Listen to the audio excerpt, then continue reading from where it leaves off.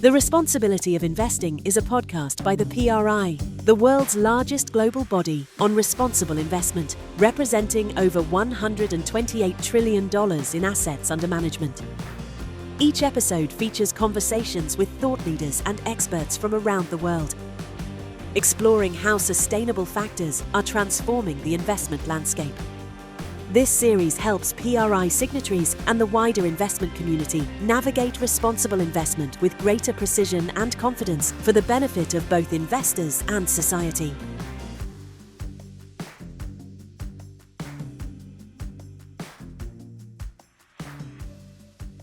Welcome to the Responsibility of Investing, the PRI's podcast. I am Paul van Eynde, Chief Marketing and Strategy Officer at the PRI. Let me start with some good news. You, our listeners, have let us know that you really appreciate and value our podcast. So that's really encouraging at the start of our third episode. And secondly, I think that's good news too. I'm looking so much forward to this episode that I'm going to have my introduction very, very brief. I'm just going to say that I welcome Lorenzo Saa as my guest today. He is a sustainability finance veteran and knows a whole lot of things about artificial intelligence, AI, which is really a fashionable term in the world and also in the world of responsible investing. So without further ado, welcome, Lorenzo. Thanks, Paul, and thanks and congratulations on the program. I think it's great that you kicked it off again. Thanks. Lorenzo, and I apologize for calling you a veteran. I was not talking about your age. I was talking about your track record and your experience in the world of responsible investing and sustainability finance. So tell me a little bit about yourself and your work in responsible investing. Thanks. Yes. Veteran is a scary thought, but I think unfortunately it's becoming true and the hair is starting to show it. But look, I'm currently the Chief Sustainability Officer at Clarity AI, and at Clarity I mainly focus on thought leadership and stakeholder management, all within the space of sustainability. And my experience has basically been, you can divide it in two buckets. I kind of spent my first part of the career around 10 years in microfinance.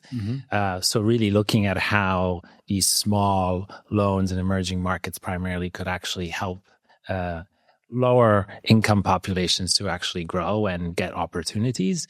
And then the second part of my career was in sustainable investments. And in there, I spent 14 years at the PRI. Unfortunately, you and I did not overlap, but that was an amazing experience.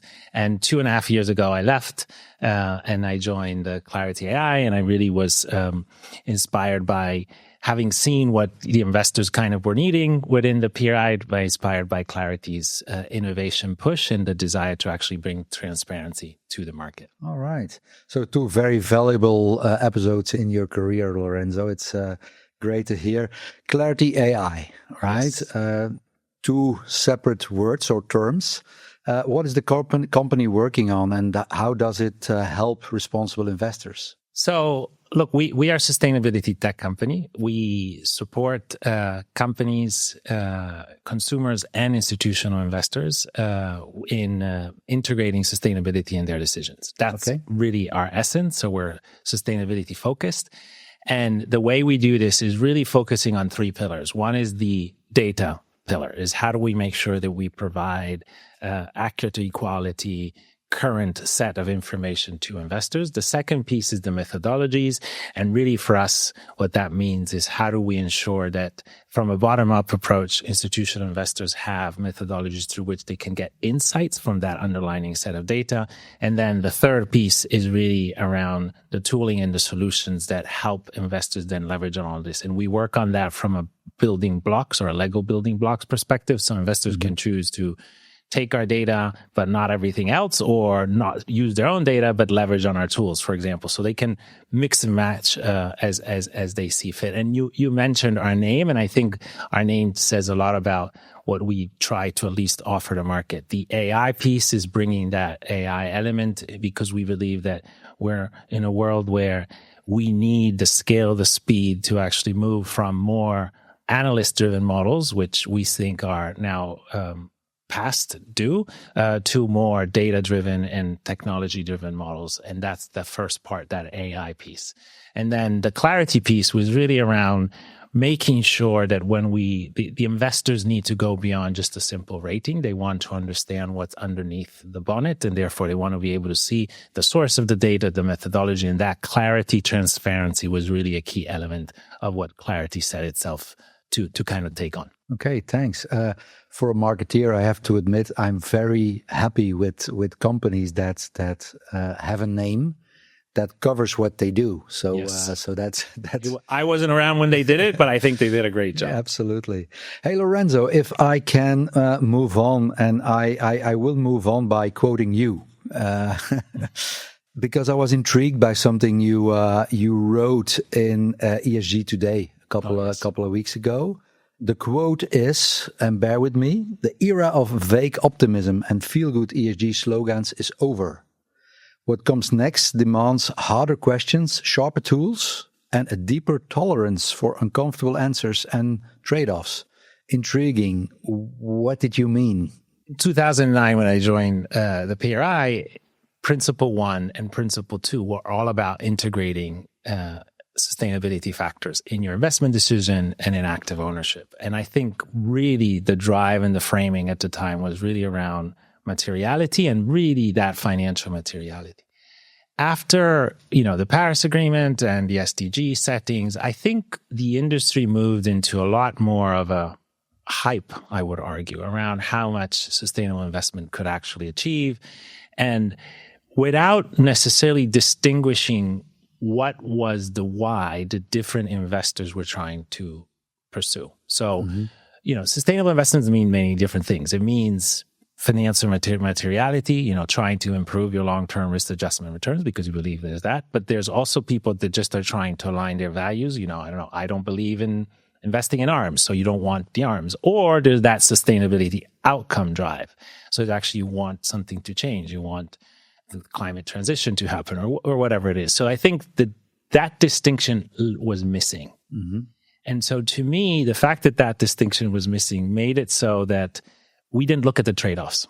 Everything was possible. You invested in sustainable, and you could achieve everything. While we know, and the Ukraine war has shown us that, short term, if you choose not to invest in fossil fuels, you're not going to get the return that others have. Or even within sustainability factors, you know that if you're going to mine certain things for the minerals that you need for the climate transition, you might actually have social issues that are undermined compared to the environmental issues that you're protecting. Defense is another example, I guess. Yes, absolutely. And I think defense is interesting because now defense is gaining more traction from a lot of sustainable investors. There's a belief that you cannot necessarily be a sustainable investor or be a society if you can't defend your own country.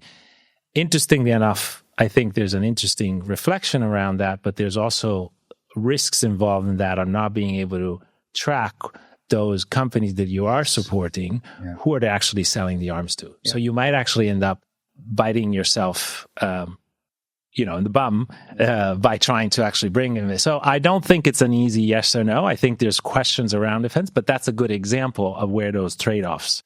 And I think what we're finding is that there's certainly, given the current ESG backlash, a walk back towards the basics from institutional investors. And what I mean by that, and I hear there's a study, it's actually a 2024 Harvard study that shows that 77% of institutional investors are now prioritizing sustainability issues when they're clear financial relevance material. And 35% of them have reduced or plan to reduce their support for shareholder proposals that don't have a link to financial materiality. So in one of the reasons, those that have driven themselves back towards financial materiality, which is a big chunk of the institutional investors, are now finding that they need to prove the evidence of that. And that evidence is not always there or is not always as clear. I mean, there's clear evidence on some factors. Alex Edmonds that I interviewed on my podcast called Sustainability Wired made some really good points on how if you look at human capital by looking at the 100 best companies to work for in the US, you actually find that over a period of 30 years, you actually have a 2 to 4% outperformance of the industry benchmark. So there are some elements where that's clear, but there are elements where are not. And actually, one of the seminal papers that we in the industry cited so much, which is the one that it was with Eccles and Serafin and Yonao, that paper that was of 2014 is now being challenged by a recent paper by Andrew King, who's an academic at Boston University of Boston College, who basically is saying, actually, it can't be replicated. Mm-hmm. It's not statistically supportive. And so what there is a need for us in the industry to go back to basic, to look at the granularity of the data, to make sure that we actually ensuring that what we're saying is truthfully backed by reality. Mm-hmm. Back to basics, another thing that I really can relate to. And I know that we have to get into AI, Lorenzo, but these reflections that you just shared, I want to know just a little bit more. How does it impact investors' attention to certain sustainability themes? What are the trends you would flag there? Look, briefly, I would say climate is still on the top of the agenda. Mm-hmm. It's interesting because mitigation is changing from a more rigid kind of hardcore kind of targets to the recognition that the world changes, and so the war in Ukraine I mentioned and everything. And so a lot of the investors that have less left, for example, Net Zero Asset Management Alliance, or that are at risk of leaving, have done so because they felt that there was not enough flexibility. Mm-hmm. And as long as you create a system, in my view, that says you're still going to try to achieve net zero in transition, but you're going to do it by making very clear what your assumptions are, so that if those assumptions change, you can readjust. I think then the path for investors become less of empty promises, but more of a pathway towards that mitigation that we need to achieve. And I think PRI, who I know is the secretary of NZM, will probably look into this as you release the review probably in the fall. So there's that thing of mitigation. Adaptation is the new kid in town from a climate perspective. I think interestingly enough for now is, in the private market is only from an insurance and infrastructure perspective primarily. I think the public markets are tipping their toes into this, and I think more needs to be done. You mentioned defense, so I'm not going to go into that, but this new theme of defense is clearly now a factor that is becoming, there's a lot of money that is being put on the table. So if you're talking about how does the materiality push bring this to fore, do sustainable investment want to miss the boat on this? But if they do want to jump on it, can they do this without burning their sustainability credential? And I think it's an open question that still needs work around. And then the last thing is on nature. We're going to COP30. That's bringing nature close to climate a lot more. Yeah. I do think, though, that when we speak to investors, there's a little bit of a gap between saying that you're doing nature and you're taking nature as part of sustainable investments and doing it. Because what we find as we dig and we scratch the surface is, yes, there's a number of investors that have policy. I think is now 70% have nature policies. But beyond mapping through Encore, which is a tool, their portfolios against the risks, there's not really action behind that. For now, there's limited action. There's a couple of investors that are doing quite a lot. I'm thinking of players like Federated Hermes or Robeco that I know are taking that a step further as examples, but they're few and far between. Okay, thanks. Really wanted to get into AI now, and let's start with a very broad question, Lorenzo. How is artificial intelligence in 2025? How is it reshaping sustainable finance? Hopefully it's reshaping it against the conversations we just had, right? So AI is not the destination. It's a tool. It's something that's aiming to support investors.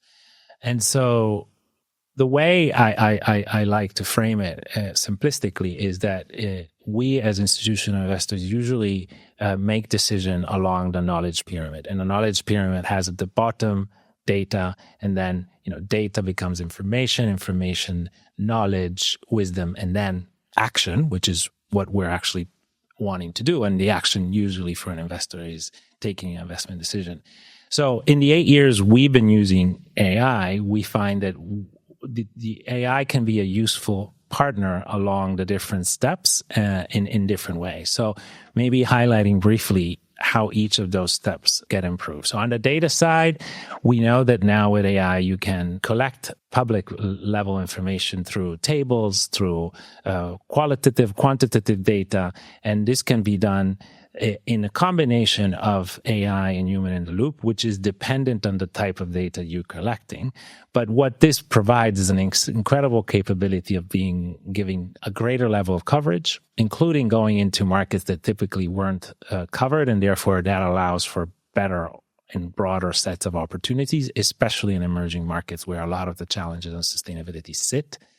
Speed, of collection, which is quite important, and ultimately give that basis. Now, the base, because it's still a combination of humans and AI, then what a very important role of AI, which is interesting, is to take that input and put on top of it a machine learning reliability model, because that ensures that then any sort of potential errors in the collection process get identified. And what we found in a paper we did mapping out the collection of 3 different providers, for example, is that there were around 13% of the data points that were collected from the same set of public sources had more than 20% discrepancy across the 3 providers. So you can ensure that in that circumstances would mean that investor A would name every time they select one of those providers will end up having a 3 different data points 13% of the times over 100, and that difference would be 20% of that.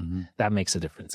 So getting that base right with good coverage and strong is the first point. But then, reported data, is where everybody starts. But there's not always all reported data. For example, think about a lot of, S issues, are less well covered. And especially, when was the last time that people will declare, that they've had certain social, like human rights violations. And so this is where alternative data sets come in. For example, news, satellite data, etc. Being able to leverage on these unstructured data sets to convert them into structured data sets is another big element of what AI is actually bringing to the table.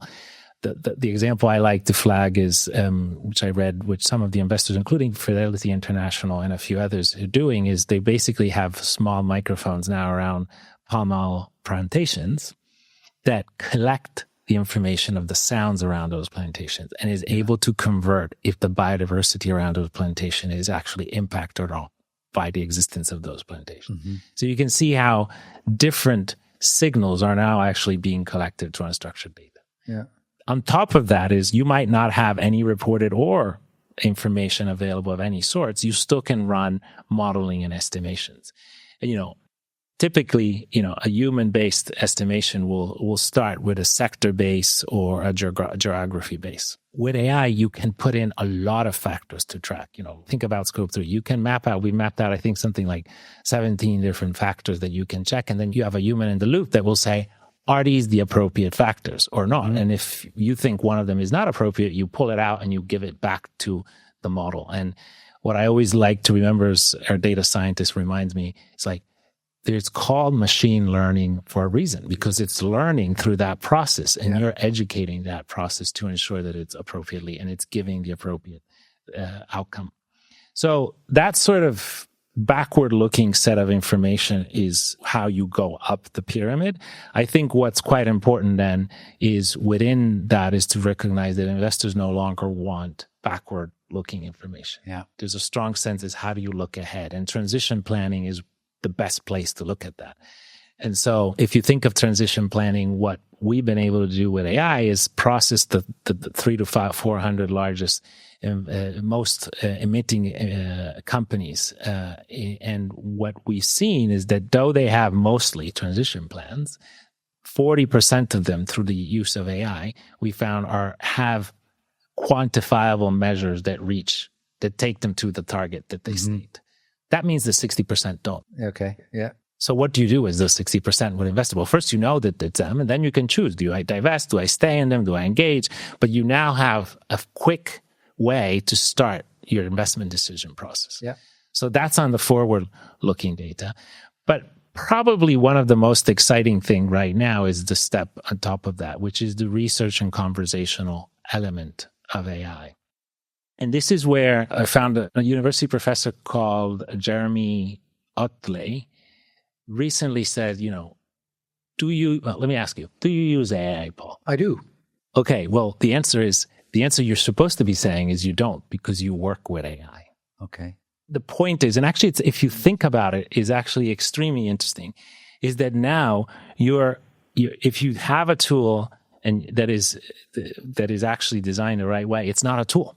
It's an assistant that has the right CV and that it's overseen with the right prompts, and that it can actually give you as an outcome a set of information that you work with to deliver the sort of sustainability outcomes that you're trying to achieve. Yeah, I thought your chat on your podcast, Sustainability Wired, with Neil Brown was very insightful that way.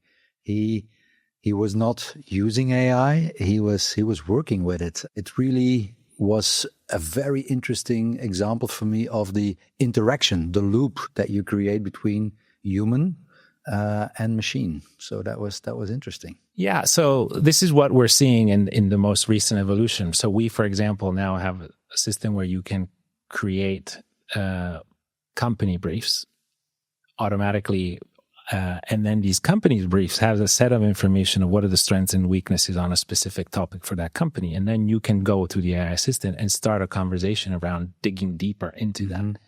And you can see that start creating an opportunity for the investors to go for what are the real signals that are actually providing potential risk identification or alpha mining, basically.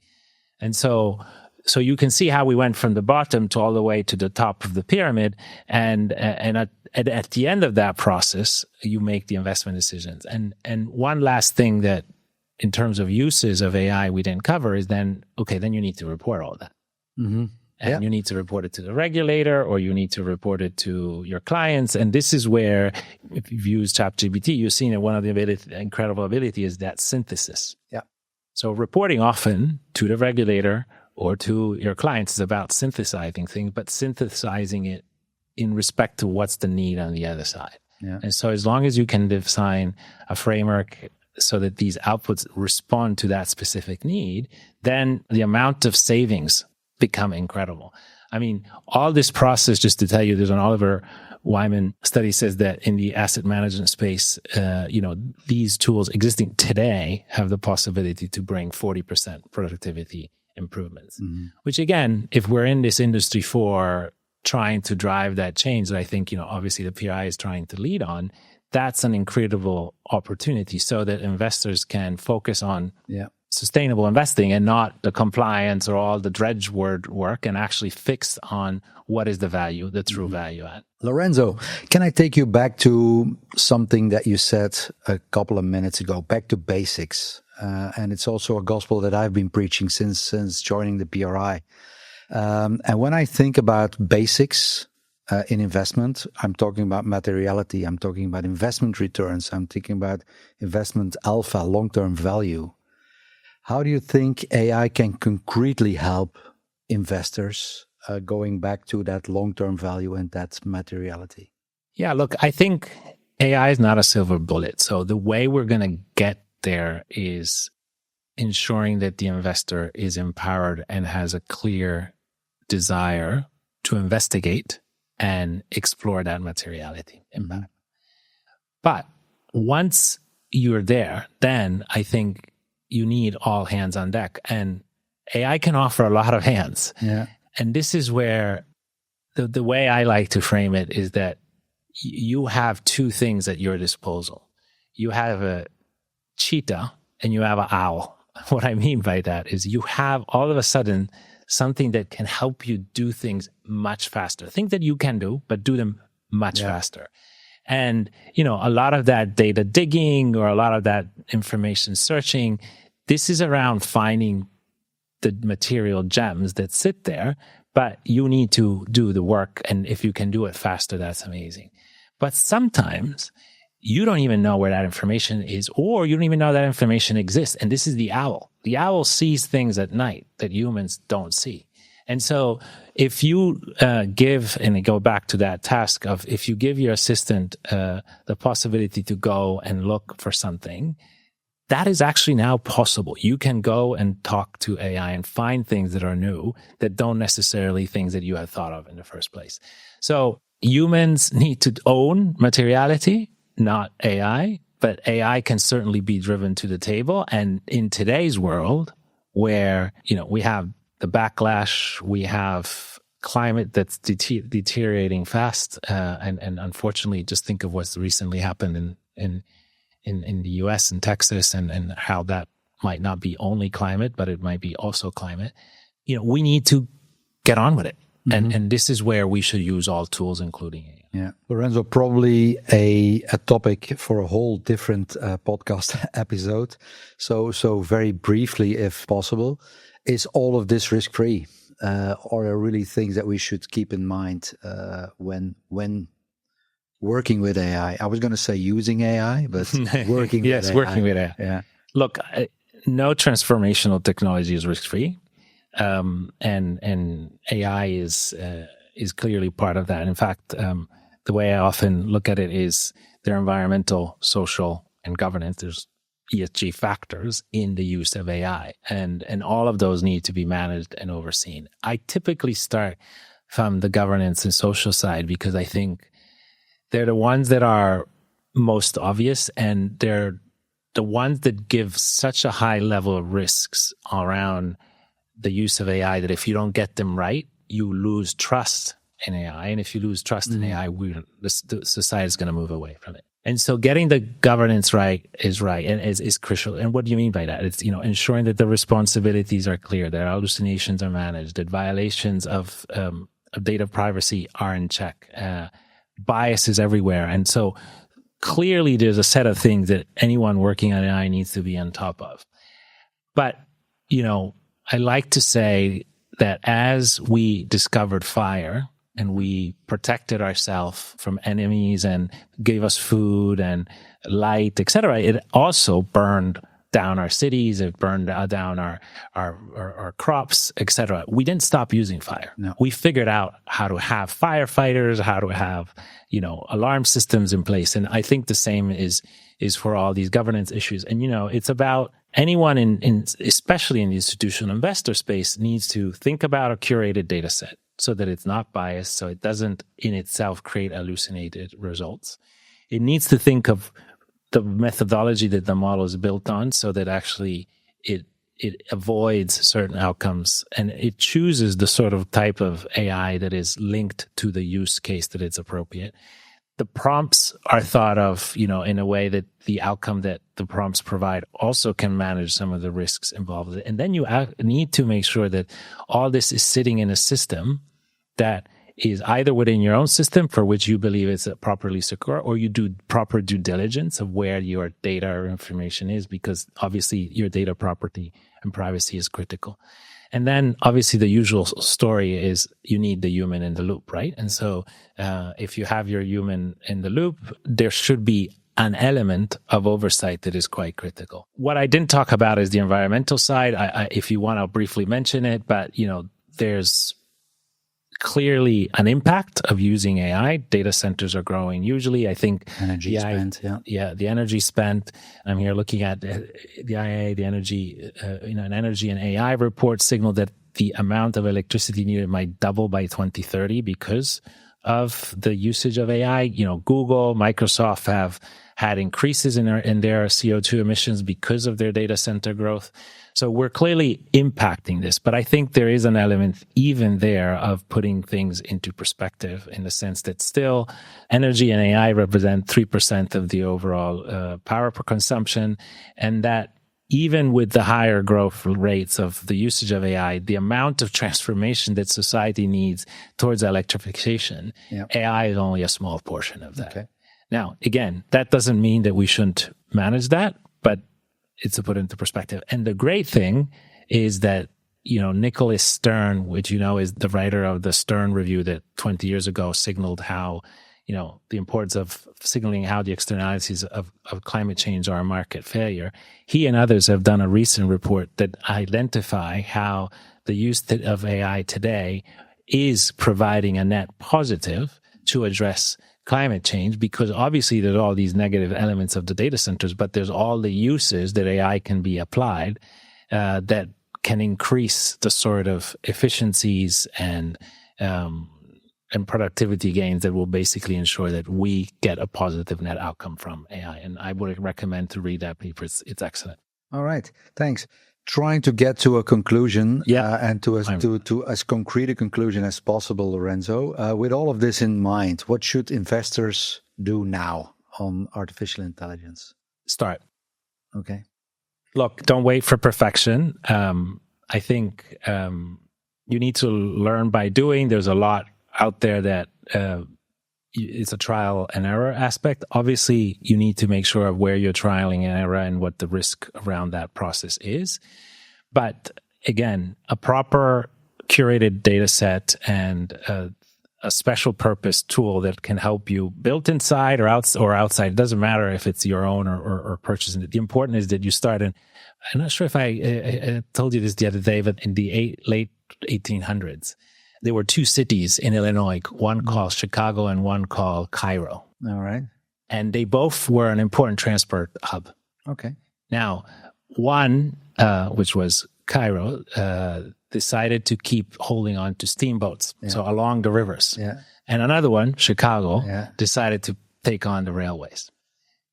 Do you know? Yeah, no. Do you know about Cairo? I know Cairo, but that's in Egypt. That's a different Cairo. So what I'm trying to say is, what do investors need to do now? Be Chicago. Okay, thanks. Clear. Lorenzo, I've got two rather abstract questions for you. They're the most interesting, the most philosophical ones, right? In your fantastic podcast, people should listen to it, Sustainability Wired.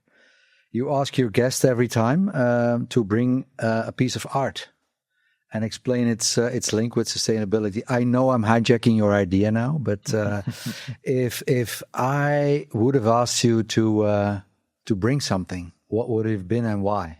First, please hijack the idea. The idea is there because I believe that we need to communicate the importance of sustainability in different languages, and art is one. And so the more people steal the idea, the happier I am. I really was impressed from a classical music show I saw in Milan live, which was part of a bigger project, which was based on looking at the impact on climate on our world and transforming that into the four seasons of Vivaldi.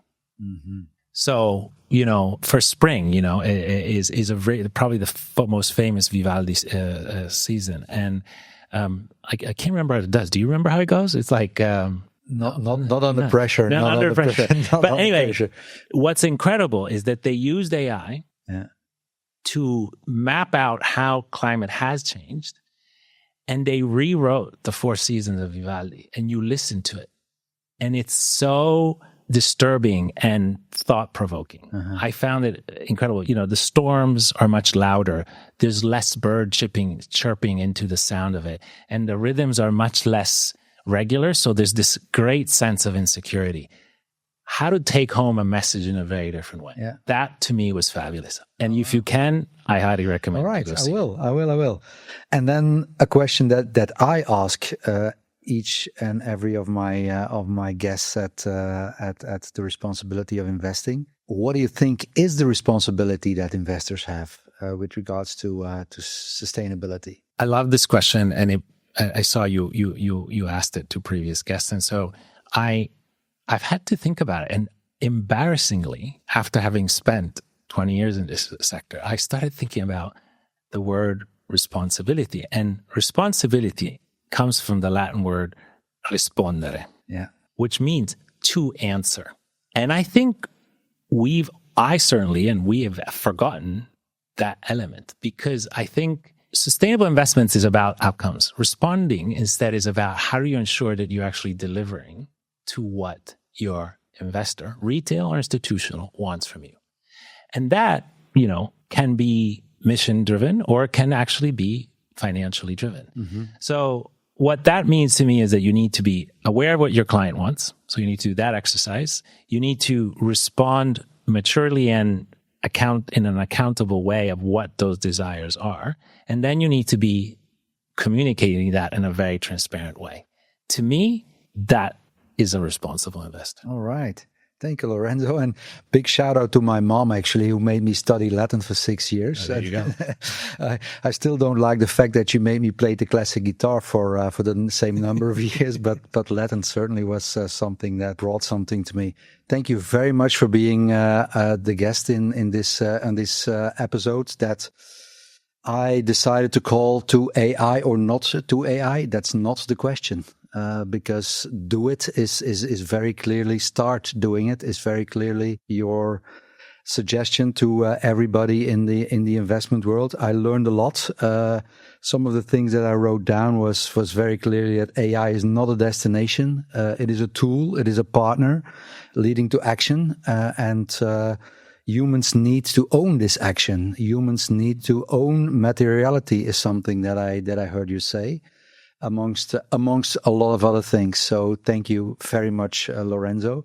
And thank you for joining us on this episode of The Responsibility of Investing. We hope that today's conversation gave you a great idea of what AI can mean to the world of investing, to the world of responsible investing. And if you like this, if you found this valuable, please subscribe on your favorite podcast channel. And see you next time. I'm Paul van Eynde.